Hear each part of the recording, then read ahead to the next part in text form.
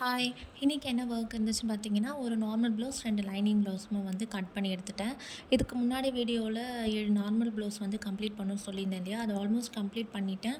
ஒரு சின்ன சின்ன ஒர்க்ஸ் இருந்தது. கொக்கி தைக்கிறது, அதுக்கப்புறம் பைப்பிங் நெக்குக்கு மட்டும் பைப்பிங் கொடுக்குறது, அது மட்டும் நான் பெண்டிங்கில இருந்துச்சு. ஸோ அதெல்லாம் முடிச்சுட்டு இந்த கட்டிங் முடிச்சுட்டேன். இது இன்னும் 2 டேஸில் நான் வந்து டெலிவர் பண்ணி கொடுத்துடணும்.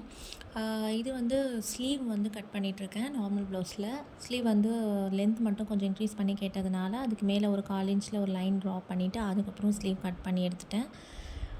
பாடி பார்ட் பேக் அண்ட் ஃப்ரண்ட் எல்லாமே வந்து லைனிங் அண்ட் மெயின் பார்ட்டும் ஒன்றா போட்டு நான் கட் பண்ணிட்டேன். ஸோ வீடியோக்காக மட்டும் தனியாக ஸ்லீவ் மட்டும் கட் பண்ணி மீதி எல்லாமே வந்து ஒன்றாவே நான் கிளாத் வந்து 3மே ஒன்றா போட்டு கட் பண்ணி எடுத்துட்டேன்.